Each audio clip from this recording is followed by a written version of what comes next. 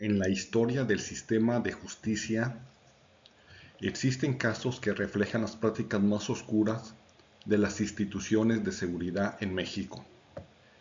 El caso de Alfonso Martín del Campo es quizá uno de los ejemplos de cómo una investigación criminal puede corromperse desde su origen.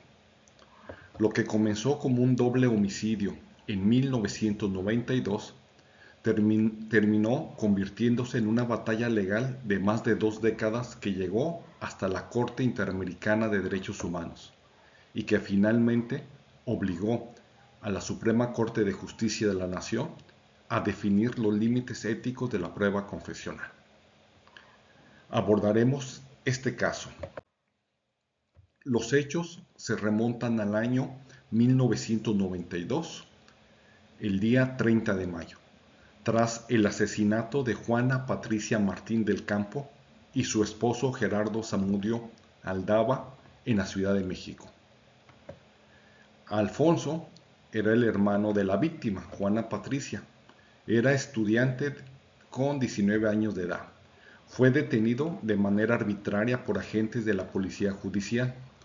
En lugar de una investigación científica y objetiva, las autoridades recurrieron a un método violatorio de derechos humanos, la tortura.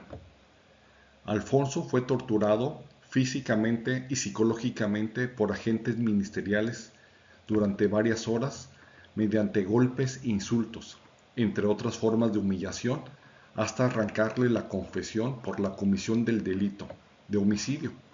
La declaración fue firmada en circunstancias que violan los derechos humanos que tiene toda persona detenida durante un proceso de investigación penal. La firma obtenida mediante tortura fue suficiente para que el sistema judicial mexicano lo condenara a 50 años de prisión. Alfonso Martín del Campo presentó denuncia por tortura ante la Contraloría Interna de la Procuraduría General de Justicia del Distrito Federal, quien determinó el 14 de octubre del año 1994 que un agente de la Policía Judicial del entonces Distrito Federal era administrativamente responsable por la detención arbitraria, incomunicación y tortura del quejoso. A pesar de que en 1994 una instancia administrativa de la propia Procuraduría reconoció que los agentes habían torturado, los tribunales penales y de amparo ignoraron este hallazgo bajo el argumento de que el acusado no había acreditado el maltrato.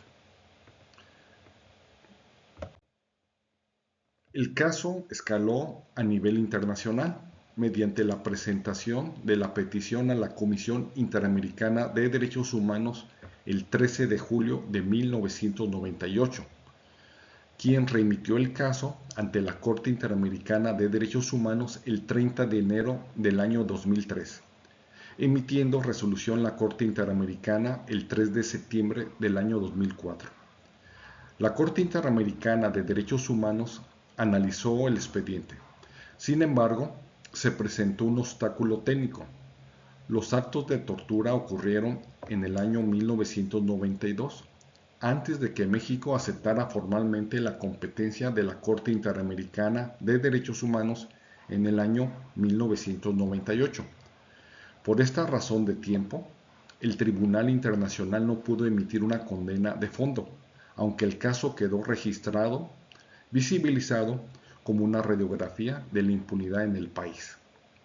El desenlace final llegaría años después, el 18 de marzo del año 2015, cuando la Suprema Corte de Justicia de la Nación analizó un amparo en revisión y bajo una perspectiva moderna de los derechos humanos, los ministros determinaron que una confesión obtenida mediante tortura es nula de pleno derecho.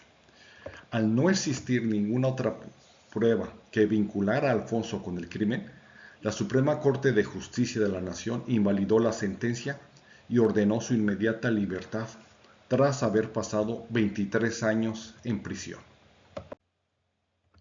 El caso Martín del Campo II nos deja una lección para el sistema jurídico mexicano. Una justicia que nace de la violación de derechos humanos no es justicia, La libertad de Alfonso en el año 2015 no solo fue un acto de reparación individual, sino un precedente jurídico que estableció que la tortura no puede ser bajo ninguna circunstancia una herramienta de investigación. Este caso nos recuerda que el respeto al debido proceso no es un tecnicismo para liberar culpables, sino la única garantía que tenemos los ciudadanos para que agentes del Estado no utilicen su poder para fabricar culpables a base de la tortura. Si quieres consultar más a fondo la resolución de la Corte Interamericana, te invito a que entres a la página web de la Corte Interamericana de Derechos Humanos con dirección www.corteidh.org.cr.